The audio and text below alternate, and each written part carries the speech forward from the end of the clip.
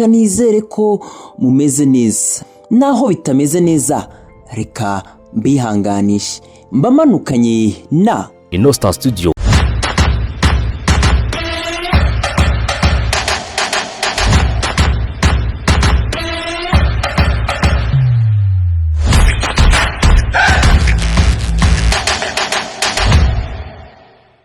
Reka mvuge ko uyu munsi kuri imihanda yacu usa nkaho utari mwiza. Tom Close yigeze kugira ati, ku isi hari amahirwe akaba n'ibyago, umuntu ari hagati y'ibyo bintu bibiri. Ibyago biza bikwirukankaho ubishaka utabishaka, biraza urakinga inzu bice munsi y'umuryango bigusange biburaho binyura, ntago biraguhiga, ariko amahirwe araguhunga. Reka nse nkubisanisha ni inkuru nayo twari kuza kumva tukahita tugira ubwoba. Uyu mugabo Ndahiro Valens Papy ukora inkuru nyinshi zitandukanye. ubwo twageraga impanuka yabereye twasanze inzego z'umutekano polisi yakajije uburinzi ubucucike mu muhanda ari bwose, harimo gukorwa akazi ko kuba bakweguriye imodoka, harimo no gukorwa iperereza kugira ngo hamenyekane icyaba cyateye impanuka. Reka mvuge ko ibyo yavuze aha bisa nkaho nawe ku mugoroba byari bimubayeho, aho yari ari kumwe n'umufasha we barimo barataha. Ageze ahitwa Igihogwe muri Karuruma, aho tuzi ngo mu Gatsata, kwasiteri yagize gutya iraza imugwamo, imodoka yirangirika, ariko hamwe we n'umufasha we kubw'amahirwe baza kurokoka impanuka rikomeye. Mu gihe kwa Papy Imana yari ikinze ukuboko, Rocky nawe yigeze kugira ati, iyo wibutse kuzapfa bura tugiye tubyibuka, iyo byibutse bituma turushaho kuvuga ati ubundi turapfa iki twagize neza, kejo ntabwo umuntu aba afite garanti yuko azahageza. Twikorere neza uyu munsi, twitahire mu mahoro.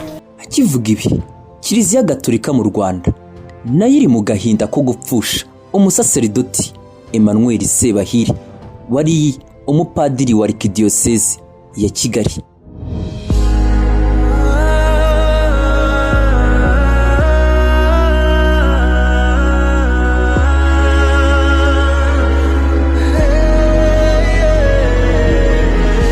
Yitabye Imana kuri uyu wa gatatu tariki ya 26 Ukwakira 2022, aho ngo yazize uburwayi. Nakomeje mbivuga ngo ni umunsi usa nkaho wari mubi. Dusubije amaso inyuma ku cyumweru tariki ya 23 Ukwakira 2022, twagiye kumva twumviye inkuru.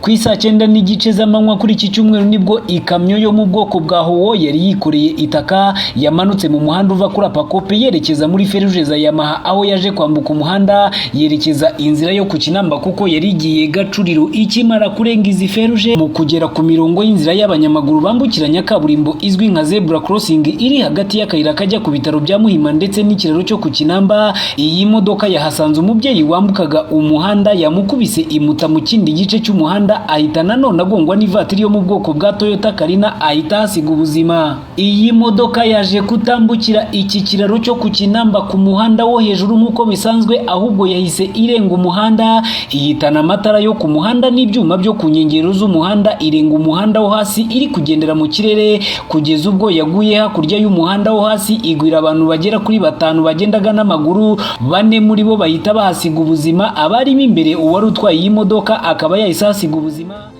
Ibi bibondo ubona bisekuku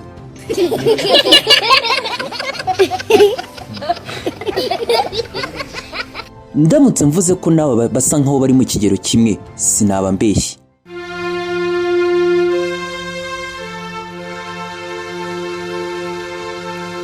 Nabo bari mu bazize iyo manuka uyu munsi bashyinguwe. Itangazo ryo kubashyingura ryatangajwe ku mugoroba wa tariki ya 25 Ukwakira 2022 ko umuryango wa Sikubwabo Donat utuye Nyagasambu mu karere ka Rwamagana ububajwe no kumenyesha inshuti n'abavandimwe ko abana babo Fruit Joseph, Shami Sikubwabo Hervé, Racine Sikubwabo Honoré bitabye Imana mu manuka y'imodoka bayi tariki ya 23 Ukwakira 2022 ku Kinamba ho mu mujyi wa Kigali.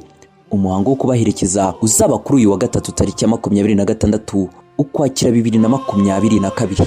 Mu magambo yuje ikiniga, ababyeyi b'aba bana ntibashidikanya ko bamaze kwitahira ijabiro kwa jambo. Ndahamya neza ko nta kibazo bari bafite kuko nabo bari barinjiye mu muryango w'abana b'Imana. Bari bafite urukundo nk'abana batazabaho, ariko bariho mu ijuru Bayikoresha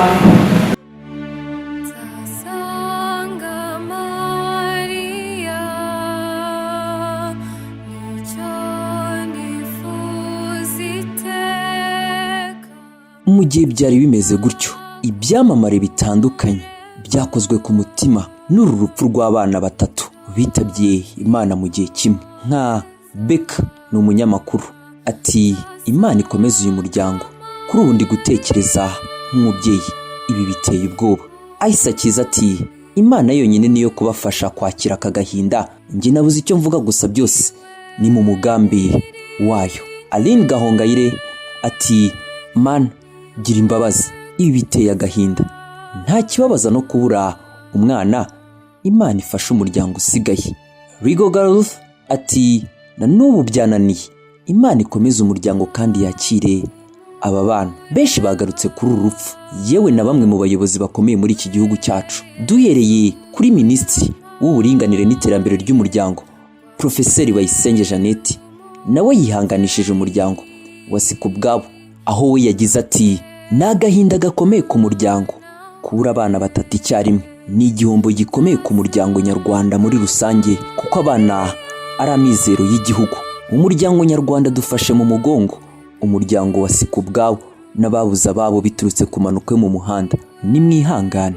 No Senateri Honorable Emmanuel Havugimana wati iyi ni inkuru ibabaje kuri uyu muryango, dufashe mu mugongo Sikubwabo ndetse n'abavandimwe be muri ibi bihe bitoroshye bigoye kubona icyo wavuga.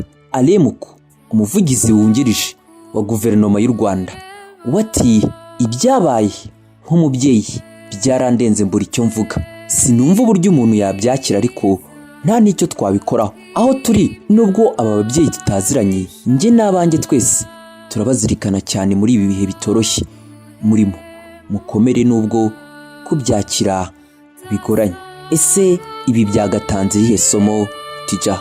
Icyo mbwira abantu nuko twakundana, isi ntabwo ari iyacu, hari ahantu tuzajya handi tutazi nicyo tuzahura nacyo, ariko nkunda kubivuga kenshi, nubona ubabaye mutabare, nubona ushonje mugaburira, inzara iraryana, nubona uwandagaye mwandurure mu gihe ubishoboye. Twe kwikunda, twe kwikubiraho cyane, tuba abantu bafite ubumuntu.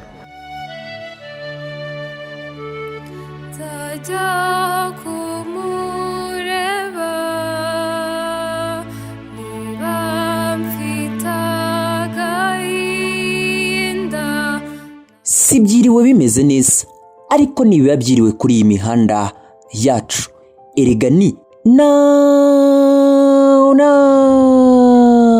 amazina yanjye ni Hirwa Redemptus, tuba twamanukanye na Star Studio. Ku bindi bisobanuro amagara cyangwa ukatwandikira kuri WhatsApp 0790 189226. Ushobora gucisha ubutumwa bwawe kuri website yacu ariyo y3.inostarstudio.com.